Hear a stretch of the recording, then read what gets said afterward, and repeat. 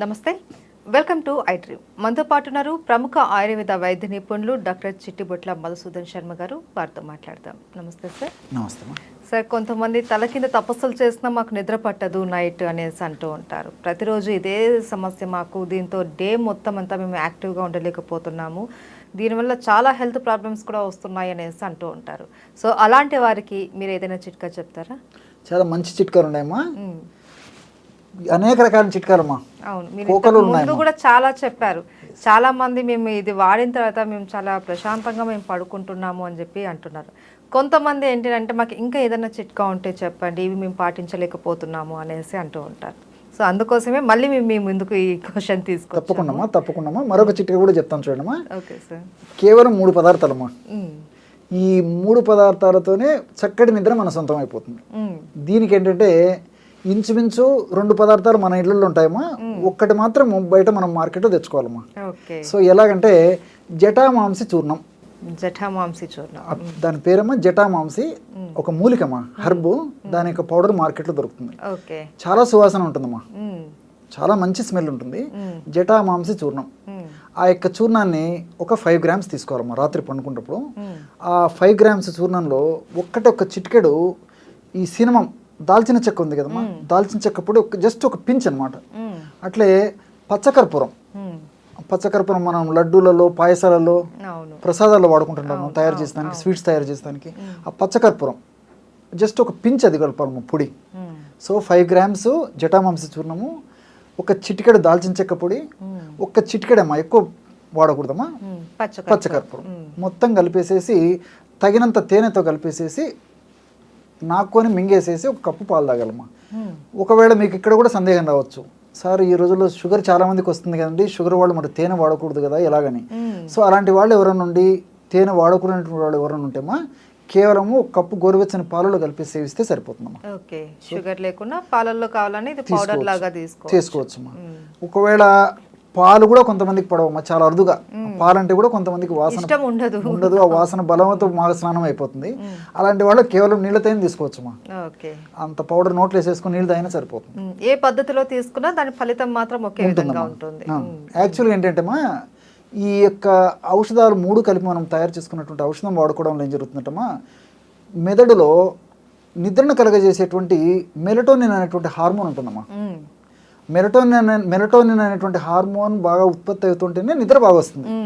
So మనం ఈ పద్ధతిలో తయారు చేసుకున్నటువంటి ఔషధం వాడుకోవడం వల్ల బ్రెయిన్లో మెలటోనిన్ అనేటువంటి హార్మోన్ ఉత్పత్తికి బాగా దోహదపడుతుందమ్మా. ఎప్పుడైతే మెలటోనిన్ హార్మోన్ బాగా ఉత్పత్తి అయ్యి దాని యొక్క పనితనం, క్రియా సామర్థ్యం బాగుందో, ఆటోమేటిక్గా పడుకున్నటువంటి ప్రశాంతమైనటువంటి నిద్ర వస్తుంది. ఎలాంటి సైడ్ ఎఫెక్ట్స్ ఉండవు, అన్ని సైడ్ బెనిఫిట్స్ ఉంటాయి. రీసెర్చ్లో కూడా ప్రూవ్ అయినటువంటి విషయమమ్మా. ఈ జటామాంసి చూర్ణము మైండ్ను కామింగ్ ఎఫెక్ట్ చేస్తుందమ్మా. అంటే ప్రశాంతం. ఈ రోజుల్లో మానసిక ఒత్తిడితోనే చాలా మందిలో నిద్రలేని సమస్య కలుగుతుందమ్మా.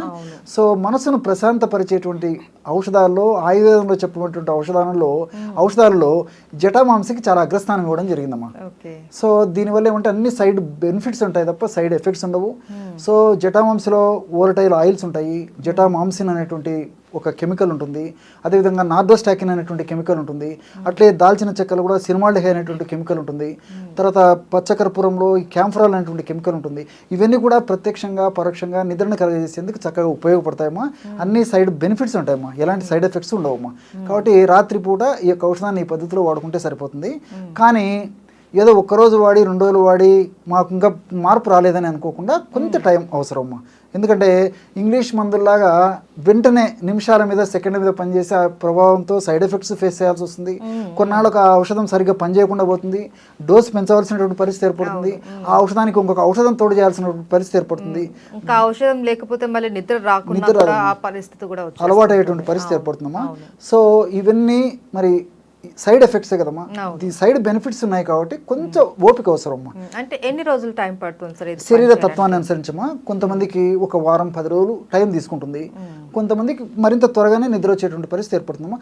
ఒక్కసారి మన దేహము ఆ యొక్క మెలటోనిన్ ప్రొడక్షన్ పద్ధతికి అలవాటు పడిపోతే క్రమక్రమంగా రోజు మన దేహానికి, మన అవసరాలకు ఎంత మెలటోనిన్ అనేటువంటి నిద్రను కలుగజేసేటువంటి హార్మోన్ అవసరమో అంత పద్ధతిలో ఉత్పత్తి చేసేటువంటి పరిస్థితి ఈ మందులు కలుగజేస్తాయమ్మా.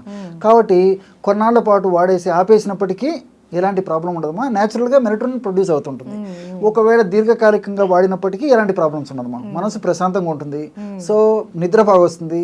ఆ యొక్క ప్రభావం మరుసటి రోజు కూడా మన దైనందిన జీవితంలో పడుతుంది. కాబట్టి మనం చేసేటువంటి దైనందిన జీవితంలో మనం చేసేటువంటి కార్యక్రమాలు కూడా ఎలాంటి ఇబ్బంది ఆటంకం ఉండదు.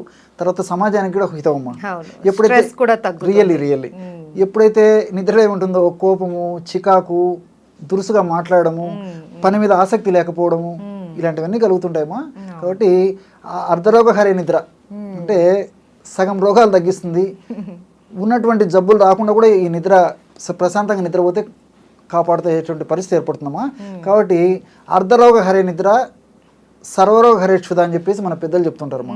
అంటే సగం రోగాలు తగ్గిపోతాయి, పెద్ద పెద్ద జబ్బులు రాకుండా కూడా ఉంటాయి అన్నమాట.